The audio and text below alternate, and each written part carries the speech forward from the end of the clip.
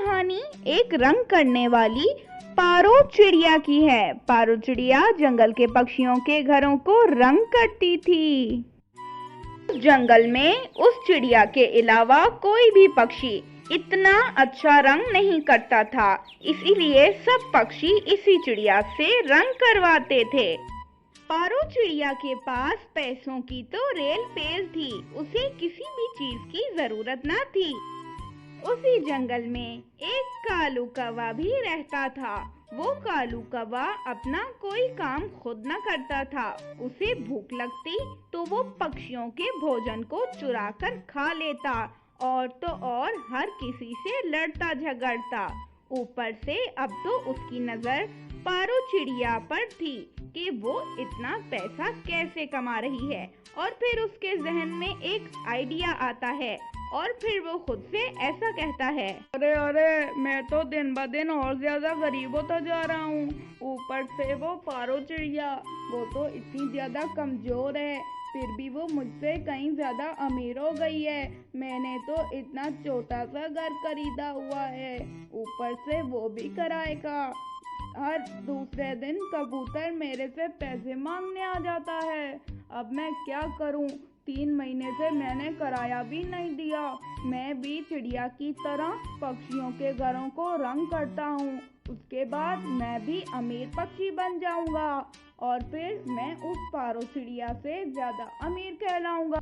कालू कौवा अपने शैतानी दिमाग में कुछ सोचकर पारो चिड़िया के घर की जानिब निकल पड़ता है। कालू कौवे को चिड़िया रास्ते में ही मिल जाती है और कालू कौवे से ऐसे कहती है, रे कालू भाई, कैसे हैं आप? क्या हो रहा है आजकल? अरे अरे पारो चिड़िया, ये क्या बोल रही हो तुम? मैं कैसा हो सकता हूँ जिसके पंखों में एक दाना भी ना हो? अरे पारो चिड़िया, तुम मुझे अपना भाई कहती हो तो अपने भाई की मुश्किल वक्त में मदद भी करो, तुम मुझे काम दिलाओ। चिड़िया ने अपने पैसे कालू कौवे को दे दिए और इस तरह कालू कौवे की मदद की। और फिर कालू कौवा जैसे ही चिड़िया से पैसे लेता है तो फौरन से अपने पर फड़फड़ाते हुए वहां से उड़ जाता है।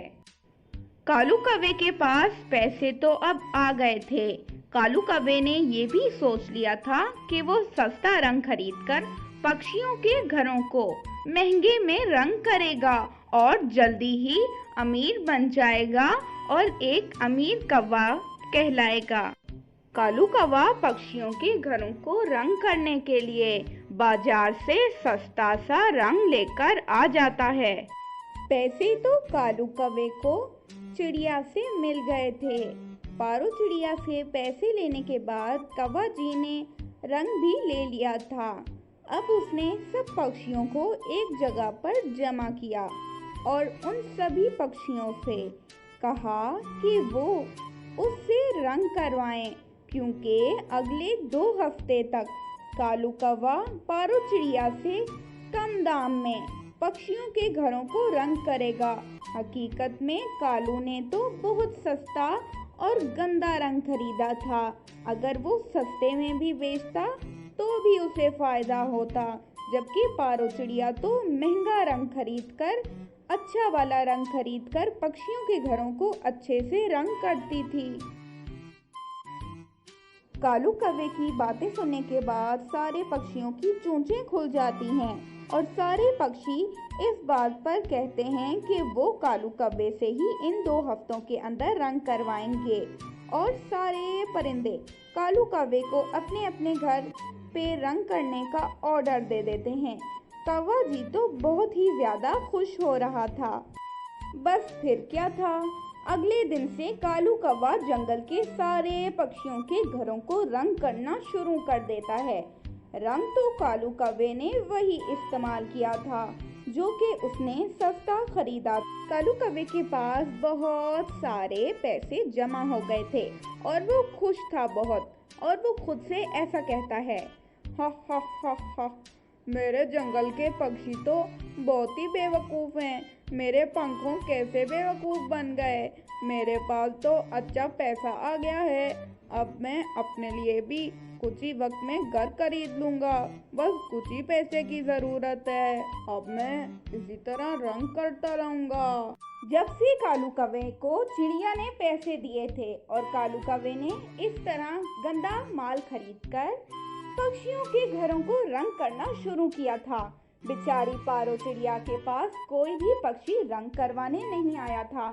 उसका सारा भोजन खत्म हो जाता है और वो ये फैसला करती है कि अब वो साथ वाले जंगल में जाकर पक्षियों के घरों को रंग करेगी ताकि उसे कुछ पैसे मिल सकें। रात को बारिश भी हो जाती है। बारिश तो बहुत तेज हो रही थी। जंगल के सभी पक्षी बारिश को खूब एंजॉय कर रहे थे। उन्हें तो ये बारिश बहुत अच्छी लग रही थी, लेकिन उन्हें पता नहीं था कि उनके साथ होने क्या वाला है। बारिश तो रुक चुकी थी। सुबह का वक्त था। सब पक्षी कौवा जी के पास जमा थे कि उन सबके घरों का रंग खराब हो चुका है, मतलब कि रंग उतर गया है। सारे परिंदे कौवा जी से शिकायत करते हैं, जिसे सुनने के बाद कालू कौवा डिठाई से कहता है, अरे अरे पक्षियों, तुम सब तो ऐसे ही उठकर आ गए सुबह सुबह। इसमें मेरा क्या कसूर है? रंग उतर गया तो मैं क्या करूं? कबूतर, कम से कम मुंह तो धो लेते। आंखें देखो अपनी कितनी गंदी हैं। छी छी, तुम तो कौवों से भी ज्यादा मेले रहते हो। फिर क्या होना था? फिर सब पक्षियों को गुस्सा आ जाता है और वो कालू कौवे की अच्छे से पिटाई करते हैं।